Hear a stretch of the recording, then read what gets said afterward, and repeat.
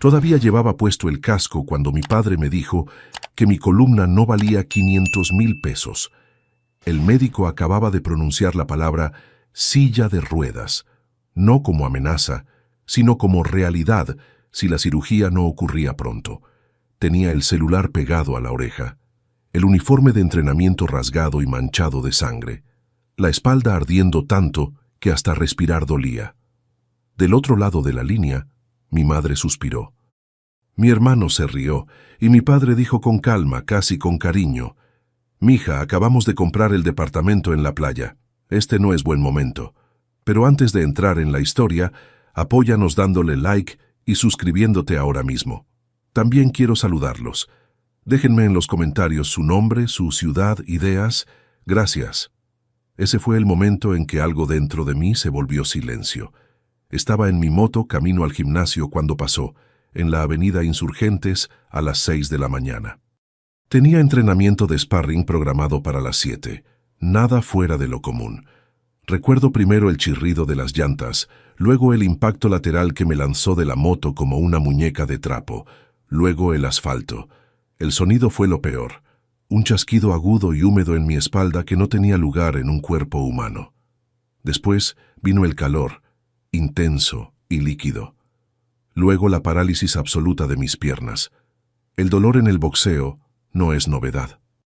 Aprendes temprano a separar la molestia del peligro: golpes en las costillas, cortes en las cejas, dedos dislocados. Esto era diferente. Era el tipo de dolor que te roba el aliento y lo reemplaza con ruido blanco, con terror puro. Intenté mover las piernas. No respondieron. Nada. Como si ya no fueran mías. Un hombre se arrodilló a mi lado, alguien que había presenciado el accidente. «No te muevas», dijo. «Ya viene la ambulancia».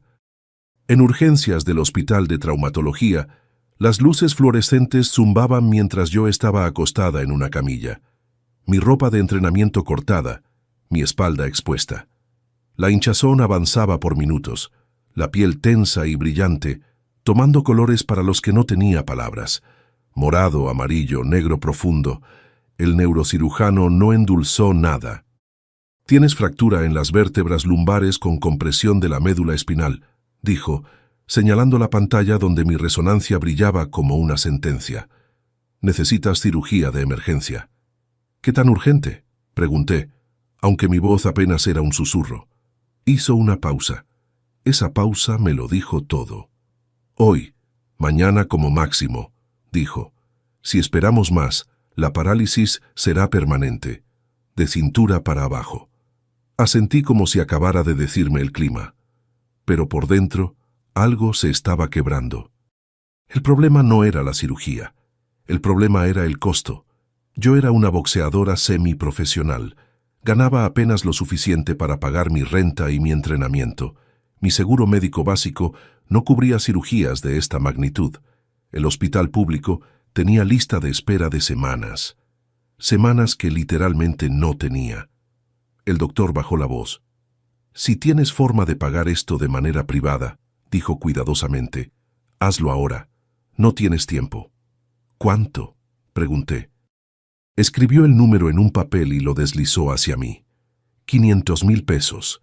Ese era solo el costo de la cirugía de emergencia, sin contar rehabilitación, medicamentos, terapia física. El enganche para poder volver a caminar, para poder volver a pelear algún día. Esa tarde, acostada en la cama del hospital con morfina goteando en mis venas, miré mi celular durante mucho tiempo antes de llamar a casa. Mis piernas seguían sin responder.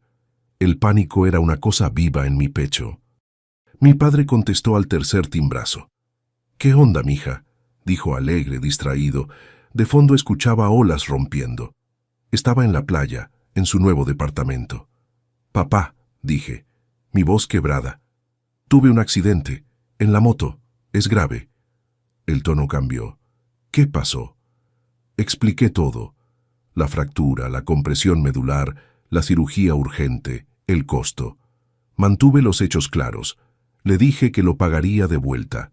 Le dije que solo necesitaba ayuda ahora, en este momento. Que literalmente no podía mover las piernas. Hubo silencio. Luego ese sonido familiar, la exhalación que siempre hacía antes de decir que no. «Mija, acabamos de firmar el departamento en Cancún», dijo. «Sabes que invertimos todo ahí. El timing es terrible». Cerré los ojos sintiendo las lágrimas quemando. «Papá, es mi columna. Si no me operan ahora, voy a quedar en silla de ruedas para siempre». «Bueno», respondió con ese tono que conocía tan bien, «eres joven. Te adaptarás. Además, ya te había dicho que ese deporte era peligroso. Y andar en moto era cuestión de tiempo. Mi madre tomó la extensión. Siempre lo hacía cuando las cosas se ponían incómodas. Mi amor», dijo suavemente, pero con ese filo escondido. «Tal vez esto es una señal. Tú elegiste el boxeo, elegiste la moto, elegiste los riesgos». Hubo una pausa y luego agregó las palabras que me congelarían por dentro. «Una discapacidad te enseñará responsabilidad, te hará madurar». Luego la voz de mi hermano Ricardo cortó, brillante y burlona. «Relájate, hermana», dijo. «Siempre sales adelante. Eres la ruda, ¿no? La boxeadora. Seguro consigues el dinero por ahí». Se rió. Literalmente se rió mientras yo estaba paralizada en una cama de hospital. Miré hacia el techo, sintiendo algo dentro de mí romperse y reconfigurarse al mismo tiempo. Pensé en las palabras del médico. Permanente. Silla de ruedas. Nunca más caminar. Nunca más pelear. «Entiendo», dije. Y lo hice, completamente. No lloré, no supliqué. Colgué el teléfono y me quedé ahí en el silencio estéril del hospital, sintiendo algo dentro de mí asentarse en su lugar. Frío, claro, definitivo. 2 días después, seguía en el hospital. El cirujano había conseguido retrasar la operación 48 horas más, pero no más. «Después de eso», me dijo con gravedad, «el daño será irreversible». Repasé los números en mi cabeza una y otra vez. Tarjetas de crédito ya al límite. Préstamos de día de pago con intereses criminales. Pedirle prestado a mi entrenador, quien apenas ganaba para él mismo. No había salida. Entonces tocaron a la puerta. Mateo entró, mi hermano menor. Chamarra manchada de grasa, manos ásperas, ojeras profundas. Trabajaba 60 horas a la semana en un taller mecánico en Iztapalapa. Salario mínimo. Manos permanentemente cicatrizadas. Se acercó a mi cama y me miró a los ojos. No dijo nada por un momento. Solo miró mis piernas inmóviles bajo la sábana del hospital. Luego, sin una palabra, sacó de su bolsillo un fajo grueso de billetes. 10, 20, 50, arrugados, gastados, manchados de grasa. 8,000 pesos, dijo con voz ronca. Vendí mis herramientas, todas, las que me tomó 3 años juntar. Lo miré, incapaz de hablar. «Las necesitas», murmuré finalmente. «Necesito que camines», respondió. Su voz se quebró. «Necesito que vuelvas a pelear. Yo me las arreglo». Mis padres tenían activos, ahorros, inversiones, un departamento de lujo en la playa que acababan de comprar y que aún estaban amueblando con muebles caros. Mi hermano Ricardo vivía en Santa Fe, en un penthouse, manejando un BMW. Mateo no tenía nada, y me dio todo. Tomé el dinero. No porque fuera suficiente, no lo era ni remotamente. Lo tomé porque necesitaba grabar este momento en mi memoria. Necesitaba recordar quién apareció cuando yo estaba sangrando y paralizada. Mientras se iba, apretó mi mano. «Vas a estar bien», dijo. «Siempre lo estás, y vas a volver al ring más fuerte». No sabía lo que venía después, pero yo sí. No dormí esa noche. No por el dolor físico, aunque mi espalda palpitaba en olas constantes, sino porque mi mente no dejaba de reproducir viejas escenas, momentos que me había dicho a mí misma que no importaban, patrones que había ignorado porque era más fácil entrenar hasta el agotamiento que enfrentar la verdad. Cuando creces en una familia como la mía, aprendes temprano a etiquetarte. Ricardo era la inversión. Mis padres lo decían abiertamente. Él tenía futuro. Él necesitaba apoyo. Cada fracaso suyo Era una lección en el camino al éxito. Yo era la fuerte, la que no pedía, la que se las arreglaba sola. Cuando Ricardo abandonó su tercer negocio, una agencia de marketing digital que quemó 300,000 pesos en 6 meses, mi padre escribió otro cheque sin pestañear. Hay que invertir en los que tienen visión, dijo. Cuando abrió su cuarto intento, una consultoría de negocios sin clientes reales, mis padres vendieron un terreno que tenían guardado para pagar el capital inicial. Es su momento, decía mi madre con orgullo. Recuerdo estar sentada en la cocina una mañana, con el cuerpo adolorido después de entrenar 6 horas, comiendo avena simple porque era lo único que podía pagar. Ricardo llegó en su coche nuevo, regalo de papá, quejándose de que el modelo no era el color que quería. No dije nada, solo observé. Cuando tenía 23 años, necesitaba equipo nuevo para pelear en un torneo importante. Guantes reglamentarios, vendas de calidad, protectores. 15,000 pesos en total. Le pedí a mis padres un préstamo. No un regalo. Un préstamo. Aceptaron, pero mi padre imprimió un contrato, con interés del 6%. Mi madre insistió en que lo firmáramos frente a un testigo. Es importante que aprendas responsabilidad financiera, dijo. Durante 4 meses comí una vez al día. Caminaba 2 horas para no gastar en transporte. Entrenaba con el estómago vacío hasta que mi entrenador me obligaba a comer algo. Les pagué 3 semanas antes de lo acordado. Honestamente pensé, que eso ganaría su respeto, que verían que era disciplinada, comprometida, responsable. No lo hicieron. Solo estableció el estándar de cuánto podía soportar sin quejarme.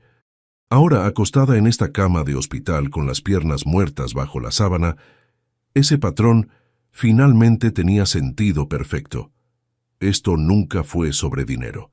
Fue sobre valor, sobre quién merecía ser salvado y quién no. Tenían dinero. Acababan de gastarlo en un departamento de playa. Simplemente no lo tenían para mí. Amigos, cada historia que les cuento sale todos los días, pero YouTube solo se las mostrará si tocan el botón rojo de suscribirse. Toquen suscribirse, activen la campanita y nunca se perderán una historia. Gracias. La mañana siguiente, el cirujano entró temprano. Tenemos que decidir hoy, dijo sin rodeos. ¿Tienes el dinero? Miré los 8,000 pesos que Mateo me había dado. Miré mi celular. Miré el techo. Estoy trabajando en ello, mentí. Él asintió, pero vi la duda en sus ojos. Había visto este escenario cientos de veces. Pacientes sin recursos, cuerpos quebrados, familias que desaparecían. Cuando salió, tomé mi teléfono y busqué lo que había estado evitando. Prestamistas privados, los lugares con sonrisas demasiado amplias y contratos en letra pequeña, los que cobran intereses que te persiguen por años. La oficina olía a desesperación y café barato. El hombre al otro lado del escritorio hablaba en tono ensayado mientras su computadora calculaba cuántos años de mi vida estaba hipotecando por poder caminar de nuevo. La tasa de interés era brutal. El calendario de pagos, imposible. ¿Entiende los términos?, preguntó. Miré el contrato. Miré mis piernas inmóviles. Sí, dije. Firmé. La cirugía estaba programada para el día siguiente. Me pasé la noche entera despierta, mirando el techo, contando las grietas en el yeso como si pudieran decirme algo sobre mi futuro. La mañana de la operación me llevaron en camilla al quirófano. Las luces eran cegadoras, frías, clínicas. Una enfermera me puso el suero. El anestesiólogo me pidió que contara hacia atrás desde 10. Mientras el mundo se desvanecía, pensé en la voz de mi padre. Acabamos de comprar el departamento en la playa. Cuando desperté, mi espalda estaba envuelta en vendajes y metal. El dolor era agudo pero diferente, limpio, como si algo roto finalmente se hubiera unido. El cirujano vino más tarde. Lo logramos, dijo. La descompresión fue exitosa. Si sigues la rehabilitación al pie de la letra, volverás a caminar. Tal vez incluso a boxear, eventualmente. El alivio me atravesó como electricidad. Pero la recuperación no vino con misericordia financiera. El primer pago del préstamo vencía en 2 semanas. Revisé mi cuenta, 1,200 pesos. Mi próxima pelea, si alguna vez volvía a pelear, estaba a meses de distancia. Empecé a hacer cálculos que no cuadraban. Consideré vender todo lo que tenía. Mi moto destrozada ya no valía nada, mi equipo de boxeo, mi ropa. Consideré cosas de las que no estoy orgullosa, y entonces recordé algo absurdo. El boleto de lotería en el bolsillo de mi chamarra de mezclilla. Lo había comprado días antes del accidente en una tienda. Una compra refleja, un billete de 20 pesos que casi ni recordaba. Lo saqué con manos temblorosas. Abrí la aplicación en mi celular. Leí los números una vez, luego otra vez. No grité, no lloré. Solo me quedé ahí, en esa cama de hospital, escuchando el pitido del monitor, sintiendo mi corazón acelerarse. No era el premio mayor, no eran decenas de millones, pero eran 2,800,000 pesos, suficiente para respirar, suficiente para pagar la cirugía, suficiente para dejar de estar desesperada, suficiente para empezar a pensar con claridad. No le dije a nadie excepto a Mateo, y luego llamé a un abogado. No del tipo con anuncio en el metro, del tipo que trabaja en un edificio de vidrio en Reforma y cobra 3,000 pesos la hora porque su tiempo vale oro. Cuando llegué a su oficina en silla de ruedas temporal, parecía alguien que se había perdido en el camino. Él no comentó nada, solo escuchó. «Quiero 2 cosas», dije cuando terminé mi historia. «Quiero proteger mis activos, y quiero entender las finanzas de mis padres mejor que ellos mismos». Me estudió por un largo momento. «Esa segunda parte», dijo lentamente, «cambia todo». «Lo sé», respondí. «Por eso estoy aquí». Mientras salía en mi silla de ruedas, mi teléfono vibró. «Mateo, ¿cómo vas?» «Mejor», escribí. «Gracias por todo». Él no tenía idea de lo que estaba a punto de desatar. Pero yo sí. El papeleo tomó más tiempo que el dolor físico. Eso me sorprendió. Había esperado que la rehabilitación fuera la parte difícil, y lo fue. Cada sesión de terapia era agonía pura. Pero mientras volvía a aprender a mover los dedos de los pies, luego los tobillos, luego a sostenerme de pie, había otro proceso paralelo. Más frío, más calculado. Los pagos del préstamo llegaron exactamente cuando lo prometieron, sin piedad, sin comprensión. Solo retiros automáticos que drenaban mi cuenta antes de que pudiera respirar. Usé el dinero de la lotería estratégicamente. Pagué la deuda inmediata. Contraté al abogado. Y empecé a investigar. La fisioterapia se convirtió en mi rutina sagrada. El gimnasio de rehabilitación olía a goma y desinfectante. Mi terapeuta, un hombre mayor con manos firmes y voz tranquila, nunca me apuró. «Tu cuerpo no es tu enemigo», me dijo una tarde mientras yo luchaba por mantener el equilibrio en una pierna. «Está tratando de salvarte». Quería creerle. Entre sesiones me reunía con mi abogado. Su oficina daba a toda la ciudad. Piso 25, ventanas enormes, aire acondicionado perfecto. Él nunca levantaba la voz. Solo hacía preguntas precisas y esperaba respuestas precisas. 3 días después de contratarlo, deslizó una carpeta gruesa por su escritorio de vidrio. «Esto», dijo, «es la historia que tus padres se cuentan a sí mismos». Abrí la carpeta. El mito se desmoronó en segundos. El departamento en Cancún, no pagado, ni cerca, habían dado un enganche del 30% sacado de una línea de crédito con interés del 18% anual. El resto financiado a 20 años con cuotas que apenas podían cubrir. La casa en las lomas donde vivían, hipotecada 3 veces, refinanciada para pagar las deudas de los negocios fallidos de Ricardo. 4 meses atrasados en pagos. Avisos de embargo guardados en un cajón sin abrir. El penthouse de Ricardo en Santa Fe. Rentado, no comprado. Y con 3 meses de renta sin pagar. El BMW. Leasing con pagos atrasados. Los negocios de Ricardo. Una fachada. Sin clientes reales. Sin ingresos. Solo gastos cubiertos con dinero de mis padres, que a su vez los sacaban de préstamos. La consultoría exitosa era un escritorio rentado y un sitio web que nadie visitaba. No son ricos, dijo mi abogado con voz neutra. Son una ilusión al borde del colapso. Miré los números hasta que se volvieron borrosos. Habían rechazado 500,000 pesos para salvarme de la parálisis, mientras quemaban millones en mantener una mentira. ¿Podemos protegerte legalmente?, preguntó. Blindar tus activos para que cuando esto explote, no te salpique. Cerré la carpeta. No, dije. No quiero protegerme. Levantó una ceja. Quiero poseerlo todo. Ese fue el momento en que el plan se volvió real. Nos movimos rápido. Formamos una empresa. Un nombre genérico, sin conexión familiar. Limpio, profesional, invisible. A través de esa empresa, nos acercamos a los bancos que tenían las deudas de mis padres. Los bancos odian los préstamos incobrables, aman los libros limpios y negocian más rápido de lo que la gente cree. Compré su deuda, toda, por centavos sobre el peso, no por venganza, por claridad. En 72 horas pasé de ser la hija que dejaron paralizada en un hospital a ser la entidad que poseía su casa, su departamento de playa, sus préstamos, su frágil castillo de naipes. Ellos no lo sabían. Y esa era la parte más difícil, sentarme con ese conocimiento, saber que si entraba a su sala y decía la verdad, nunca firmarían lo que estaban a punto de firmar. Así que no fui como su hija, fui como una oportunidad. Un intermediario profesional los contactó. Pulido, acento europeo que mis padres siempre respetaban más que el mexicano. Se programó una reunión en un club privado del centro, el tipo de lugar donde mi padre se sentía importante.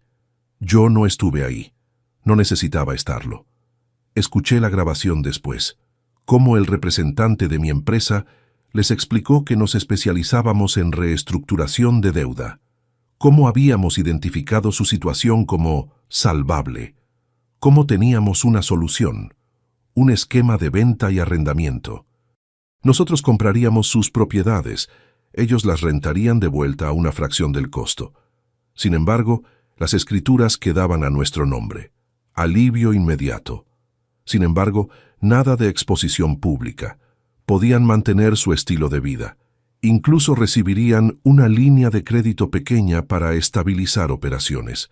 Mi padre firmó. Lo escuché en su voz. Emocionado, aliviado. Mi madre hizo preguntas, pero solo sobre apariencias. ¿Los vecinos se enterarán? ¿Podemos seguir diciendo que es nuestra? Ricardo habló sobre aprovechar esta oportunidad para expandirse. El contrato era de 50 páginas. Denso, lleno de lenguaje legal. Enterrada en la página 43 había una cláusula tan afilada que podría haber sido una navaja. Cualquier violación del contrato, pago tardío, uso indebido de la propiedad, incumplimiento de términos, resultaría en terminación inmediata, posesión inmediata, sin proceso judicial, sin periodo de gracia. No la leyeron. ¿Por qué lo harían? Gente como mis padres nunca cree que las reglas son para ellos. Cuando la pluma tocó el papel, sentí algo asentarse en mi pecho. No alegría, no triunfo, finalidad. Esa noche me levanté de la silla de ruedas por primera vez. Mis piernas temblaron, pero aguantaron. Di un paso, luego otro. Ya no estaba paralizada, y sonreí, no porque había ganado, sino porque finalmente podía sostenerme sola. No apresuré el siguiente movimiento. Esa era la disciplina que el boxeo me había enseñado. Estudia a tu oponente. Espera el momento exacto. Luego golpea donde más duele. Desde afuera, nada cambió. Mis padres les dijeron a sus amigos que habían reestructurado inteligentemente. Usaban palabras como estrategia y optimización en las cenas. Ricardo publicaba fotos en Instagram, copas de champán en restaurantes caros, su reloj nuevo, el BMW estacionado frente a lugares exclusivos. Los comentarios lo felicitaban por su éxito. Se veían aliviados, orgullosos, salvados. No tenían idea de que eran inquilinos, de que yo era su casera. Mientras tanto, yo reconstruía mi cuerpo. La fisioterapia progresó de pasos asistidos a caminatas cortas. De caminatas a trotes ligeros, mi terapeuta me dio permiso para volver al gimnasio. «Estás más fuerte que antes», dijo. «Esa lesión te obligó a reconstruirte correctamente». Entendí perfectamente lo que quería decir. El dolor, cuando se atiende bien, no solo sana, transforma. Financieramente, el mismo principio aplicaba. Una vez que poseí las deudas, los números dejaron de asustarme. Se volvieron herramientas. Yo sabía exactamente cuándo vencían los pagos, cuáles eran los márgenes, qué tan frágil era todo bajo la superficie brillante. La primera señal de problemas vino cuando mi padre llamó, semanas después del acuerdo. Su tono era casual, pero forzado. «Oye, hija», dijo, «no hemos hablado en un rato». Mantuve mi voz neutral. «He estado en rehabilitación». «Ah, claro, claro», dijo rápido. «¿Ya caminas?» «Sí». «Qué bueno». Pausa. «Nosotros hemos estado ocupados, arreglando el departamento de la playa. Quedó increíble». «Me alegro». Esperó que preguntara más, que mostrara interés. Cuando no lo hice, aclaró su garganta y terminó la llamada. Anoté la fecha en mi calendario. Gente como mi padre necesita audiencia. Cuando dejas de aplaudirlos, se ponen nerviosos. El intermediario enviaba reportes mensuales de cumplimiento. Limpios, aburridos, llenos de términos legales. Mis padres los leían por encima, estoy segura. Siempre leían por encima lo importante. Las cláusulas estaban ahí, en negritas, fechas de pago, términos de uso, consecuencias por incumplimiento. Asumían que habría flexibilidad. Siempre había habido flexibilidad para ellos. Si quieren saber cómo termina esta historia y conocer muchas más, denle al botón rojo de suscribirse. Es gratis y me ayuda muchísimo. Llegó diciembre. Y con diciembre, la cena de Navidad. El evento sagrado de mi familia, la mesa perfecta, la comida excesiva, las fotos para redes sociales, el día para demostrar que éramos exitosos y felices. Este año no fue diferente. Ricardo llegó temprano con una botella de vino cara. Mi madre había contratado servicio de catering. Mi padre puso música de jazz en el sistema de sonido nuevo que acababan de comprar, financiado, por supuesto. Yo llegué al final, caminando sin ayuda por primera vez en meses. Todos se callaron cuando entré. «¿Estás caminando?», dijo mi madre sorprendida. «Sí», respondí simplemente. Mi padre me abrazó, palmeándome la espalda. «Sabía que lo lograrías. Eres fuerte». Como si mi fortaleza hubiera sido suficiente, como si su rechazo nunca hubiera pasado. Durante la cena, Ricardo levantó su copa. «Brindo por la familia», dijo, «y por trabajar con gente que entiende el valor real, no como esos bancos que solo ven números». Risas. Acuerdo. Yo bebí agua y no dije nada. Estaban celebrando en una casa que yo poseía, con crédito que yo controlaba, felicitándose por haber superado un sistema que nunca entendieron. 3 semanas después, ocurrió la primera violación del contrato. No fue dramática, nunca lo es. Un pago estaba programado para el día 15. El sistema envió recordatorios el día 10, el 12, el 14. Ninguno fue leído. Mi padre intentó procesar el pago la noche del 15, a las 11:47 p.m., asumiendo que el sistema lo tomaría. No lo hizo. Había un periodo de gracia hasta las 11:59 p.m. A las 12:00 a.m. del día 16, el contrato se terminó automáticamente. A las 8:00 a.m. se presentaron los avisos legales. Vi la confirmación aparecer en mi pantalla. Limpia, irreversible, final. Luego programé la reunión. El intermediario la presentó como una reunión de cumplimiento rutinaria. Mis padres llegaron molestos, no preocupados. 20 minutos tarde, exigiendo café. «¿Dónde está el director?», preguntó mi padre con irritación. «No tenemos tiempo para asistentes». Yo ya estaba sentada en la cabecera de la mesa cuando giré mi silla hacia ellos. Por un segundo, no me reconocieron. Luego la sonrisa de Ricardo se congeló. El rostro de mi madre palideció. Mi padre abrió y cerró la boca, buscando palabras. «Hola», dije con voz pareja. «Mamá, papá, Ricardo». El silencio fue denso, pesado, absoluto.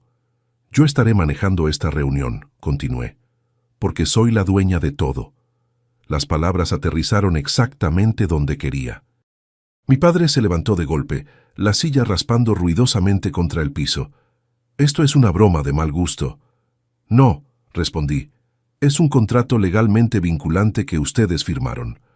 Desplegué los documentos uno por uno sobre la mesa. La compra de deuda, el acuerdo de venta y arrendamiento, el pago perdido, la cláusula de terminación que no habían leído. Mi madre comenzó a llorar, no las lágrimas elegantes que usaba en público, sino algo crudo, feo, aterrorizado. «Nos engañaste», susurró. «Nos traicionaste». Negué con la cabeza lentamente. «Ustedes firmaron cada página con testigos, todo legal». Ricardo se inclinó hacia adelante, con las manos sobre la mesa. «No puedes hacer esto. Somos tu familia». «¿Familia?», repetí la palabra como si fuera nueva. ¿Dónde estaba la familia cuando estaba paralizada en un hospital? Cuando el doctor dijo que necesitaba cirugía urgente o quedaría en silla de ruedas para siempre. Mi padre levantó la voz, las amenazas saliendo rápido. Habló de abogados, de exponerme públicamente, de arruinar mi reputación, de cómo me arrepentiría. Y entonces, inevitablemente, se le escapó. «De todos modos tenemos dinero que tú no sabes. Cuentas protegidas, offshore, nunca podrás tocarlo». Sonreí. Por primera vez en toda la reunión, sonreí. «Lo sé», dije tranquilamente. «Por eso reporté esas cuentas al SAT hace 3 semanas, con documentación completa». El silencio fue absoluto. «¿Qué?», susurró mi madre. «Evasión fiscal, lavado de dinero. Cuentas no declaradas, todo documentado». Deslicé otra carpeta hacia ellos. «Los agentes ya tienen todo». Ricardo se puso blanco como papel. Dejé que el peso de eso se asentara. Luego me levanté, caminando perfectamente, sin cojear, sin dolor. «Tienen 48 horas para desalojar la casa», dije. «El departamento de Cancún ya está en proceso de embargo por el banco. Los abogados los contactarán». Salí de esa sala con la espalda recta, la cabeza en alto, cada paso firme sobre el piso de mármol. Afuera el aire era frío y limpio. Saqué mi teléfono y llamé a Mateo. «Empaca tus cosas», le dije. «Compré el taller donde trabajas. Ahora es tuyo». Hubo silencio al otro lado. Luego su voz quebrada. «¿Qué?». «Es tuyo. Escrituras a tu nombre, sin deuda. Tu taller». Escuché sollozos. «No tenías que...». «Sí tenía que hacerlo», lo interrumpí. «Tú vendiste tus herramientas por mí. Ahora tienes un taller completo, con equipo nuevo. Eso es lo que hace la familia real». La caída no fue instantánea. Nunca lo es. Fue una serie de pequeños colapsos uno tras otro, como fichas de dominó cayendo. Mis padres no volvieron a la casa. No podían. Las cerraduras cambiaron esa misma tarde. El aviso legal estaba pegado en la puerta, impreso en papel oficial, con sellos y firmas. Mi madre me llamó primero. Dejé que fuera al buzón. Su mensaje fue largo, incoherente, lleno de súplicas y acusaciones mezcladas. «¿Cómo pudiste hacernos esto? Somos tus padres, te criamos, te dimos todo». Nunca dijo «perdón por no ayudarte cuando lo necesitabas». Mi padre llamó después, solo furia. «Vas a pagar por esto. Voy a destruirte. Te voy a demandar hasta que no te quede nada». Amenazó con abogados que no podía pagar, con demandas que no procedían, con venganza que nunca llegaría.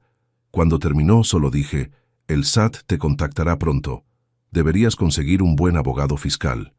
Colgué. Ricardo intentó un enfoque diferente. Me mandó mensajes, decenas. Pasando de la furia a la súplica en cuestión de horas. «Hermana, podemos arreglar esto. No tienes que hacer esto. Piensa en mamá y papá. Esto te va a perseguir toda la vida». No respondí ninguno. 2 días después, apareció en mi departamento. Tocó la puerta por 10 minutos. Gritó desde el pasillo: «Sé que estás ahí. Abre la puerta». No lo hice. Me quedé del otro lado escuchando su desesperación crecer. «¿Todo esto porque no te prestamos dinero una vez?», gritó finalmente. «Eres una psicópata». Esperé hasta que se fuera. Luego llamé al administrador del edificio y pedí que lo agregaran a la lista de personas no autorizadas. Esa noche salí a correr por primera vez desde el accidente. Despacio al principio, probando mi cuerpo, sintiendo cada músculo responder. Luego más rápido. Mi espalda aguantó. Mis piernas respondieron. Corrí 5 kilómetros, lloré los últimos 2, pero no de dolor, de liberación. Pensé en la chica que había estado paralizada en esa cama de hospital, aterrorizada, sola, escuchando a su familia reírse de su situación. Pensé en Mateo llegando con sus herramientas vendidas, con todo lo que tenía, sin dudar un segundo. Esa era la diferencia. Esa era la línea que separaba a la familia real de la familia de sangre. Una semana después, recibí la confirmación oficial. Los agentes fiscales habían abierto investigación formal. Mis padres y Ricardo estaban siendo auditados. Las cuentas offshore congeladas. Los bienes embargados. No sentí victoria. Sentí algo más tranquilo, más limpio, justicia. La casa se quedó vacía durante semanas. Pensé que habría drama, escenas públicas, gritos. En cambio, hubo un silencio extraño que se asentó sobre todo como polvo después de una demolición. Mis padres desaparecieron de su círculo social. El club privado canceló su membresía por falta de pago. Ricardo tuvo que devolver el BMW y mudarse a un departamento pequeño en la periferia. Los amigos dejaron de llamar, inseguros de qué versión de la historia creer. Ese silencio me dijo todo lo que necesitaba saber. Me enfoqué en reconstruirme. Volví al gimnasio de boxeo por primera vez en 6 meses. Mi entrenador me abrazó cuando entré con lágrimas en los ojos. «Pensé que no volverías», dijo. «Yo también», admití. Empezamos despacio. Ejercicios de sombra, técnica básica, nada de contacto todavía. Pero estar ahí con los guantes puestos, con el olor familiar del gimnasio, con el sonido de las bolsas siendo golpeadas, fue como volver a casa. Mi cuerpo respondió. No como antes, mejor, más consciente, más fuerte en los lugares que habían estado rotos. Una tarde, mientras cerrábamos el nuevo taller, Mateo me miró desde el otro lado del espacio recién pintado. «Vinieron», dijo casualmente. Me congelé. «¿Quiénes?» «Mamá y papá». Se quedaron afuera un rato, no entraron. Pude imaginarlo perfectamente. Mi padre con su postura rígida, mi madre retorciendo las manos, mirando el negocio que nunca habían valorado cuando era solo el sueño de su hijo menor. «¿Qué querían?», pregunté. «No pregunté», respondió. «Les dije que este lugar no era para ellos, que se fueran». Lo miré. «No tenías que hacer eso». «Sí tenía», dijo suavemente. «Tú me devolviste mi vida. Yo protejo la tuya». Mi madre intentó contactarme una última vez. Una carta. Páginas escritas a mano. La leí completa, 2 veces. Escribió sobre lo difíciles que habían sido las cosas, sobre cómo había hecho su mejor esfuerzo, sobre cómo las familias cometen errores. Escribió sobre perdón como si fuera una transacción, como si decir «lo siento» borrara el hecho de que me abandonaron cuando estaba paralizada. Al final escribió «Espero que algún día entiendas por qué hicimos lo que hicimos». Doblé la carta y la guardé. Entendía perfectamente. Habían elegido apariencias sobre compasión, estatus sobre su hija, un departamento de playa sobre mi capacidad de caminar.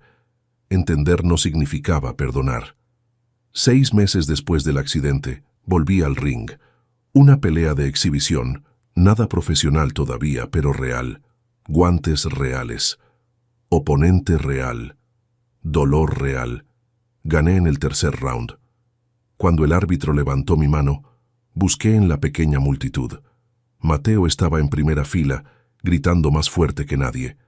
Mis padres no estaban. Ni Ricardo. No esperaba que estuvieran, y descubrí que no me importaba. Después, en el vestidor, me miré al espejo. Los moretones en mis costillas, la cicatriz en mi espalda, las manos vendadas, Sonreí. Algunas personas dirán que fui demasiado lejos, que la venganza nunca vale la pena, que debí ser la persona más grande, pero esto es lo que sé.